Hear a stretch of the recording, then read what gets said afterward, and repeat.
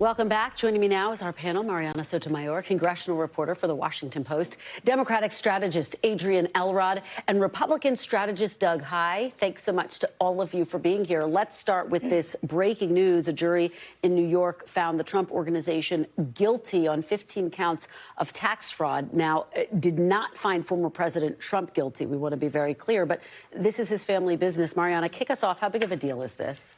It's a pretty big deal. I mean, from the congressional perspective, Republicans don't want to be talking about Trump. They don't even want to talk about 2024. You had a good collection of quotes from a number of Senate Republicans, even on the question about, Trump trying to say the Constitution doesn't matter. You can see them trying to weave in and out, not wanting to discuss it. Reporters doing a good job of pressing them, as we will continue to do. But really behind the scenes, I mean, it's just one thing after another. And Republicans have been pretty open about saying, as you heard Cornyn say, oh, well, he may or may not be running. And there may be other people who jump in. And I think Republicans privately very much hoping that's the case because there's just so many things that they have to answer for. Yeah, Doug, weigh in on that point in this broader context. It's the constellation of issues swirling around this former president and now yet a new data point. Yeah, Republicans want to put Donald Trump in the rearview mirror. They just don't want to be the ones who do it because they'll get the blame. So any bad news is sort of good news, even if they don't want to talk about it. And these may not always be profiles in courage, as Republicans say. I didn't see that tweet or that Truth Social or the indictment or whatever it may be, the guilty verdict, because it's a rolling disaster for Trump. But all of it is relatively good news for Republicans if it puts him in that rearview mirror. Adrienne? Yeah, I completely agree with Doug and Marianna. I mean, look, I worked on Hillary Clinton's campaign. We've been waiting for this day since 2015. There were so many questions that we had about his business dealings. Obviously, a lot of the media got involved, too, and try to look into this. But it feels like in a lot of ways justice has finally been served, even though it wasn't Donald Trump, but it was still his business. And I think you're guilty by association. I mean, whether or not he, is ever convicted in this situation, I think his name being on the family business tells you all you need to know. He's already polling so low, or sinking rather, among Republican voters in polls. I'm not sure this is really going to do anything to help them. I want to get to what's happening in Georgia, but since you all brought it up, let's talk about the Republican response to the latest Trump controversy. I want to play Mitch McConnell from this week and last week and just kind of compare the responses that we're hearing and let you guys respond. First, let me just say that anyone seeking the presidency who thinks that the Constitution could somehow be suspended or not followed, it seems to me would have a very hard time being sworn in as President of the United States.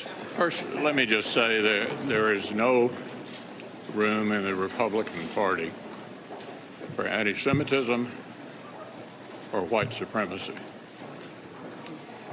And anyone meeting with people advocating that point of view, in my judgment, are highly unlikely to ever be elected President of the United States.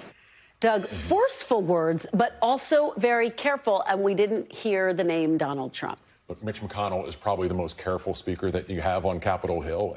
But what's striking is this was not a response to a question. This was proactively in both those statements. He said, first, let me say. So I'm going to put this out there and provide some cover for Republican colleagues to do that as well. But here's the challenge Republicans face. As you said in teeing this up, the latest Trump announcement and what we saw are troubles. And what we saw in just the past half hour was there was another one. And if we have the same conversation a week from now, it may be two more things that come about Donald Trump. And that's the constant chase that Republicans have with this, is there's always another shoe to fall when it comes for Donald Trump. We're talking about the fact that Ambassador John Bolton yesterday, Adrienne, said he would consider running. He would consider getting into the race to stop Donald Trump. And yet we were discussing the fact that in some ways, the more candidates that get into the race, the better it might be for former President Trump in terms of winning the primary. What do you make of an Ambassador Bolton saying he's considering it?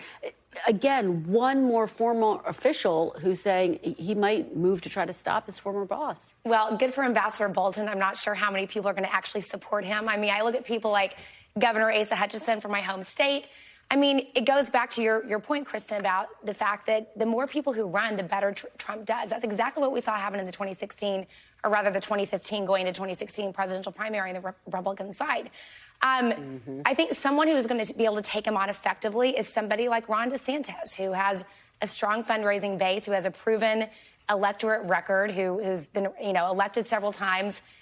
I'm not sure, again, that John Bolton, the guy who, can't decide if he likes Trump or if he's going to criticize Trump, is really the right one to take on this mission. Marianna. Yeah, and this is also coming at the backdrop of just the midterms wrapping up, and on the day that obviously the Senate is really looking at, do we have a 51 majority or a 50 majority given the Georgia runoff?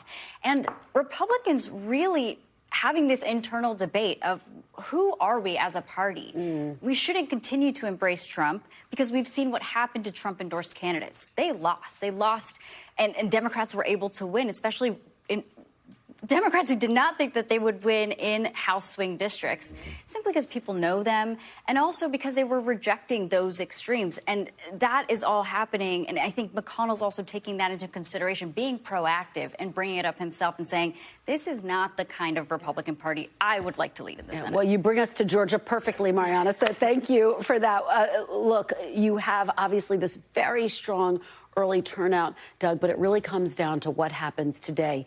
Does Herschel Walker get enough votes to overcome what we believe is probably a stronger Democratic turnout in early voting? Look, it looks like it's a tough road for him, and in part because what Republicans have done over the past few election cycles is they've eroded their own voter confidence in not just early voting, but also Election Day voting. They've sort of suppressed their own vote, as we saw 2 years ago with Donald Trump in the state of Georgia. And so, Mitch McConnell, if we want to talk about McConnell statements, when he said that candidate quality matters, he was talking about Herschel Walker. And, as we've seen just in these past few weeks, Herschel Walker has been on defense. Time of possession matters in football. It matters in campaigns. And that's why he struggled. One thing he does have is the help of Brian Kemp, though, who did not, of course, support him he supported him, but he didn't come out for him in a really robust way the first time around.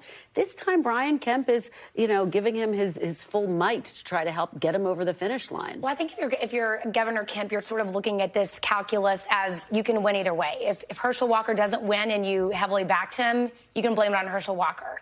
If Herschel Walker does win, then he can go out there and say, I should run for president because I delivered a Senate seat in a very tight Senate construct from Georgia.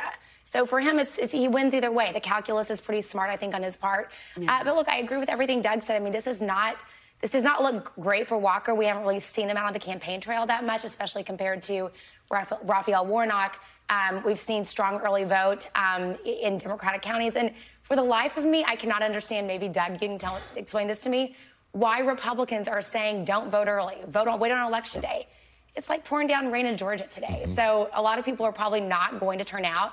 And the numbers say, what if the weather was, 60 degrees and sunny? That is a big question. Will the weather impact these final results? Marianna, put this into broader context, though. I mean, one of the things that's so interesting is you have now former President Trump, who has not been on the campaign trail with Herschel Walker in this runoff. President Biden has not been on the campaign trail with Raphael Warnock. And we saw that during the first go-round of this race as well. But really sticking to that strategy, underscoring how controversial they both are. What are you going to be watching for? And just help people understand the difference with this single Senate seat, given that Democrats already control. Yeah, it's been interesting to see the surrogates going out there trying to explain the difference, because it's not the most interesting issue or something that voters are thinking about, like, oh, committee assignments. That's why I'm going to turn out and vote. Process is sexy. Exactly. Matters to Joe Manchin. Exactly. But that's the thing. They're going out there and saying, look, Obama made this point, too. Yeah. With a 51 majority, we don't need to ask Republicans if we can subpoena whoever we want. Senate Democrats really looking at, okay, House Democratic investigations are going to end with the Republican majority. We can take up that mantle, and we could do it even strongly with more Democrats sitting on the committee, that subpoena power, hoping that could be an enticing thing to talk about. Ted Cruz out there saying we need to keep it 50-50 so that they don't have that much power. Yeah. But again, it might not be an issue that necessarily riles up voters, but it could for Democrats who have been going out early and may know a little bit more of what's at stake on that front. Absolutely. For Democrats and Republicans, a whole lot at stake in Georgia. Thank you so much for a great conversation on a very busy Tuesday. Marianna, Adrienne, and Doug, appreciate it. Thanks for watching our YouTube channel. Follow today's top stories and breaking news by downloading the NBC News app.